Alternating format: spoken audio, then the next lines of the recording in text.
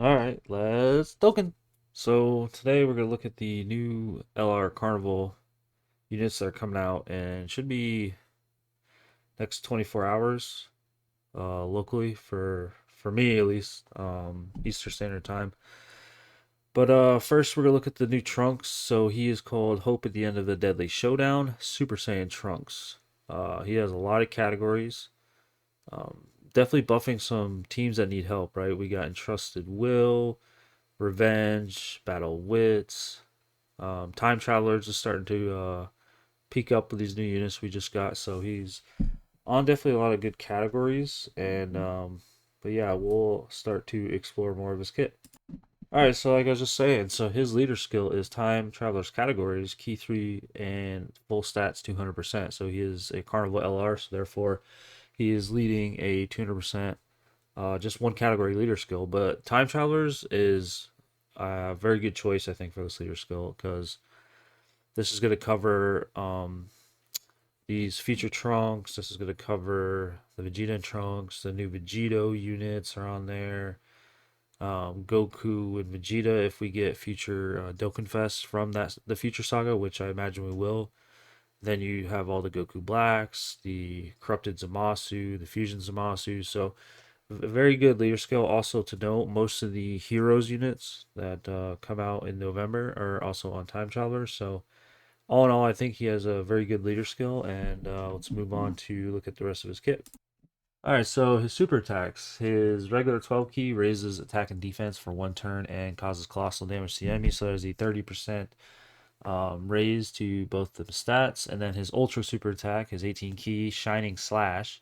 He stacks defense permanently, and then he greatly raises, so 50% attack for one turn and causes mega colossal damage to the enemy. So he is a stacker unit right off the bat. You get his 18 key. He's permanently stacking his defense, which if we get into his passive and he has some kind of guard or damage reduction, stacking defense definitely could play good into that.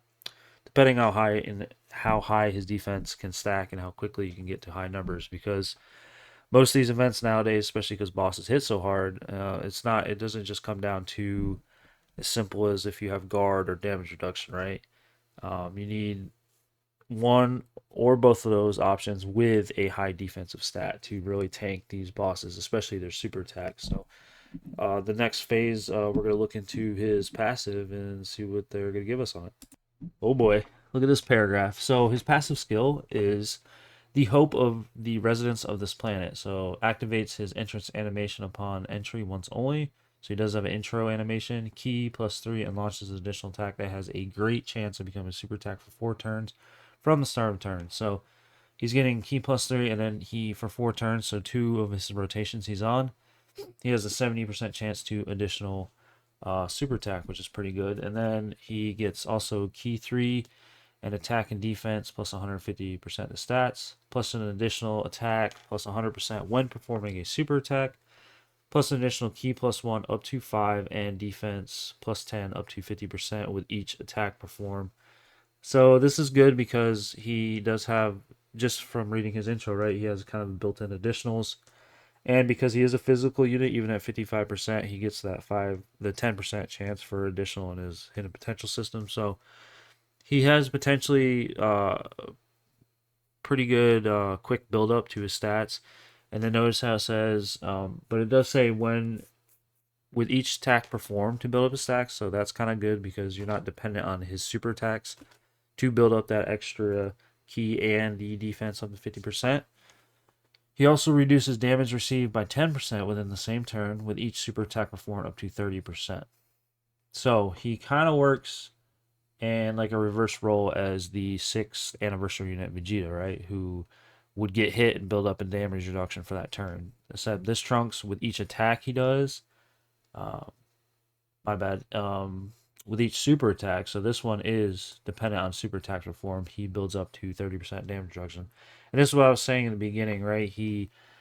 We see he has some damage reduction built in his kit and he stacks defense, but it's how high his defense can get, like quickly. And if he can build up that extra defense plus 50% of his passive to see what his defense stats are. With his stacking and this little bit of damage reduction, I'm guessing He's gonna look pretty good at 55%. But my opinion, he's probably pretty dupe reliant. The more dupes you have him, the greater his stats will, because you unlock more routes in the hidden potential system. So he's probably more of a dupe dependent character than say some like character like LR Golden Frieza that just has obscene damage reduction right from the start that can tank even at 55%. But we'll continue on with his passive. So then he gets plus an additional attack plus 100% and launches an additional attack that has a high chance of becoming a super attack as the second and third attacker in the turn. So he does get another additional attack, but this one has a 50% chance of becoming a super attack as the second and third attacker in the turn. So he's very encouraged to, at least in the beginning here, before you get his standby off, to be ran in slot 2 and 3 with his intro up. So you're going to have at least his main 18 key probably, and then 2 additional guarantees. One 70% chance to get a super, the other 50% chance to get a super. And then if you have the hidden potential activate, which he's attacking 3 times, so even at a 10% chance, you do have a decent chance of proccing that, so he could attack up to 4 times. You need at least 3 or 4 of those to be super attacks to build up his full damage reduction. But if he builds up his full damage reduction and he's stacked maybe a couple turns, I can see him being a pretty good defensive unit. Kind of reminds me of the Kid Gohan from the 8th year. The Carnival Kid Gohan we got kind of works in almost like the same light. And then he launches an additional attack that has a high chance of becoming a super attack starting from the 5th turn from the start of battle. So even after his intro wears off, he does lose that key +3 and the great chance, but he does get a he basically doesn't lose the attack. It just goes down to 50% chance of supering. So he still could pop off 4 attacks even after the 5 turns. But let's continue with his passive some more. All right, so his standby. His standby mode stands by for 4 turns, during which charge count increases by 1 per attack formed by allies. So this is interesting. It kind of works like the same way the 8th anniversary units charge like their spirit bombs, but this one is the charging is reliant on how many attacks your allies are doing while he's on the standby. So that's, I kind of like it. It's a little different than just like charging a meter. So we'll see how that works and what it can do. And then his standby skill conditions can be activated starting from the 5th turn from the start of turn, once only. So this is a great condition, right? It doesn't have an HP restrictor. It doesn't have, you have to run a certain unit with him on rotation or even on the team. It's just guaranteed you can get this from the 5th turn. So after his intro wears off for those 4 turns, the next turn he's on rotation, he's going to be able to go right to a standby, which is, I'm glad they built that, right? Not dealing with extra restrictions to get this standby mode off. So, yeah, we'll continue on and see what the rest we got for him. So these are super attack effects while he's in standby, right? It's still the same as it was. He gets the 30% raise on his 12 key, and then he still stacks defense, and then greatly raises attack for 1 turn. So yeah, it's still the same effects as it was previously. All right, so now his passive skill, the decisive slash, right? Now he starts with key +12, attack and defense +200%, plus additional attack 150 when performing super attack. So right off the bat, this man is getting a plethora of key. So you're going to be auto 18 keying probably every time with this guy. He's getting a more increased attack and defense start of turn rather than 150. He's at 200. And then he gets attack +150% when doing a super attack. So this man should hit like a little freight train or a truck. And he launches an additional attack that has a great chance to become a super attack and reduces damage received by 50% for 1 turn from the start of turn. For 1 turn from the start of turn. So he has the great 70% chance to do an additional super, and he gets his 50% damage reduction from 1 turn. All right, so now we're looking pretty tasty now. He also guards all attacks and launches an additional attack that has a great chance of becoming a super attack as the first attacker in the turn.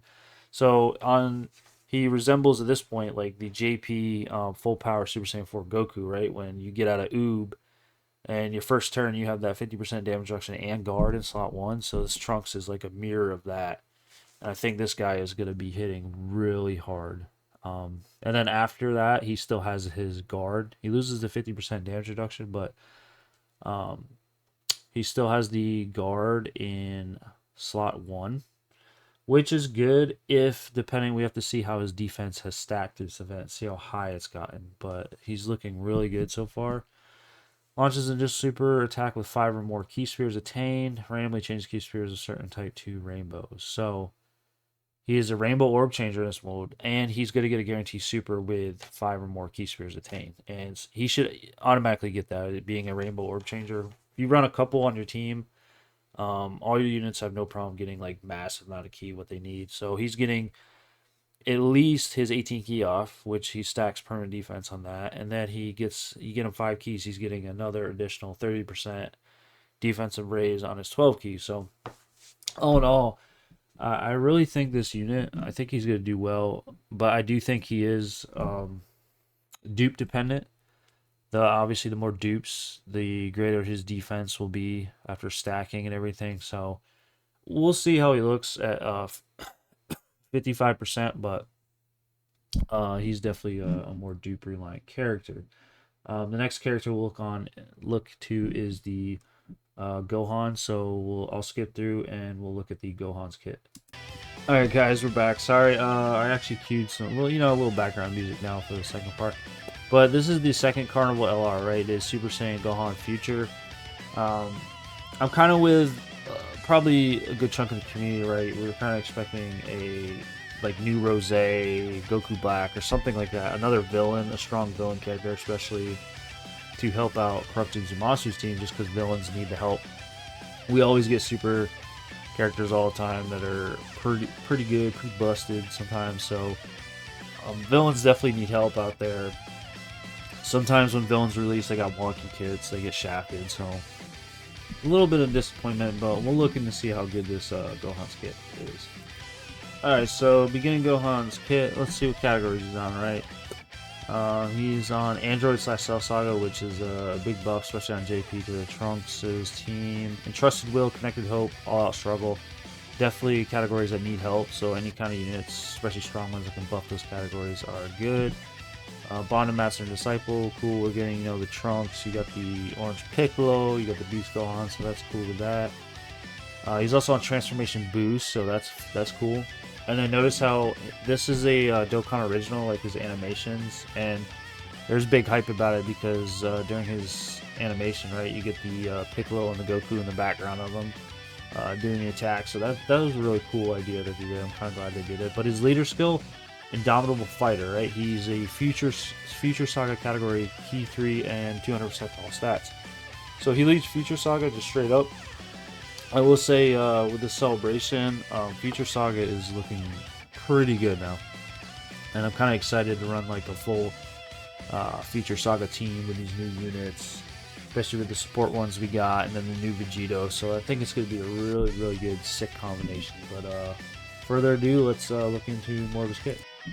Alright, so Super Attack, he's got his 12 key Wild Rush Blaster, greatly raises attack and raises defense for one turn, and causes cost of damage to the enemy. So that is a 50% attack raise and 30% defensive raise. His 18 key, the Special Beam Cannon, massively raises attack and greatly raises defense for one turn, and causes negative cost of damage to the enemy. So that is a 100% raise on his attack and a 50% raise for his defense. So depending on what he has in his kit defensive-wise, he's looking good. He's not stacking like the other Trunks, but he's raising his defense twice, one by 50%, one by 30% per super. And then with just that massively raises his attack by 100%, he's going to hit, I can guess, like a freight train. So let's dig more into his kit now. Alright, another one of these long-winded passives, but the stronger these units gets, the more complicated their passives are. So his passive skill, the Beacon of Hope in Depths of Despair. So he activates entrance animation upon once only, so he does have an entrance animation. Key +5 and reduces damage received by 40%. Alright, well that's looking very promising. So he already has, right off the bat, 40% damage reduction for 5 turns from the start of turn. Then he has Key +3 in attack and defense plus 158%. Plus an additional Key +1 up to 5 and attack and defense +20 up to 100% with each attack performed. So kind of like the Trunks, he's building up with attacks, which is kind of good. It's fine for units building up by getting hit, but a lot of your units on a team, if they all have to depend on getting hit, depending how the enemy places their attack placement, it could be kind of challenging building them up. Then he reduces damage received by 20%. So With his entrance animation and with just that part of his passive, we're at 60% total, plus an additional damage reduction of 20%, and launches an additional attack that has a high chance of becoming a super attack when ki is 18 or more. So wow, right? So his entrance animation, after he attacks, he's going to have 80% damage reduction. Then he has a 50% chance of getting a super attack when 18 ki is more. And with his ki at 5 and his linking partners and building up ki, you should be able to get his 18 ki, or ki 18 pretty easily. Then he launches an additional super attack when ki is 20 or more, so guaranteed super when ki is 20 or more, which again shouldn't be too hard to get that. Creates the domain city future rainy, so he does have a domain change for 5 turns starting from the 5th turn, from the start of turn. So unconditional, just automatic domain swap 5 turns from the start of battle, which is really good. While the domain city and rainy is active, changes int key spirits to STR. So he is a orb changer, not a rainbow, but he is an orb changer at the start of a character's attacking turn, and performs a critical hit when activating the active skill or when ki is 24%. Wow. So this man at full ki is guaranteed critting. He's guaranteed double supering. He's orb changing. He's doing a domain, which I imagine is going to have like a domain effect to buff all the other allies, which is great. His first 5 turns, he's at 80% damage reduction after attacking. I mean, even before he attacks, right, he's going to have 60% in slot 1. So that's like Corrupted Zumasu's second turn, which still is a very beefy turn for that unit. So this man's going to be safe to sit in slot 1, even for his first like 3 rotations coming up. And even after that, you can slide him in slot 2, and he's still going to get the 40% damage reduction when you get necessary ki. So that's really good. Additional supers are always, they're raising his defense every time, so he not only is he hitting hard, I think, because he does guarantee crits with his full 24 ki. Defensively wise, he's going to be looking really good. I mean, this is definitely off rip, without even reading more of his passive. I consider him in the top 4 discussion, maybe even higher than that. But we'll continue on with his kit now. Alright, so his active skill, Another Hope, massively raises attack temporarily and causes ultimate damage to the enemy. Ki 5 and defensive 20% in battle. So if I'm reading that right, that Ki 5 and defense plus 20% in his active skill, that is a permanent buff. So you're guaranteed getting him back his intro animation ki, and you're giving him additional 20% defense. His active skill conditions can be activated when Domain of City Future Ring is active. So it's kind of like it kind of works the same way as the Trunks, because your active skill is linked to the domain, and the domain changes on turn 5, unconditional. So by turn 5, you're going to be able to pop this man's active skill. Again, no crazy HP restrictions, no unit restrictions, no rotation restrictions or anything like that. So it's very, very, very good active skill. And then here's his domain effect that I was talking about. So his domain increases damage received by extreme class enemies and allies by 30%. So you're running all superclass allies, which you probably would with him anyway, with his team, or if he's on a team. He's buffing all of his allies, and he's debuffing the enemies you're facing. And all the red zone challenges are there are extreme class units, so that works out very good for us. Very good domain effect. Very good unit overall. Alright, so that was the end of the new units kits. Overall, very good units. I'm not really disappointed.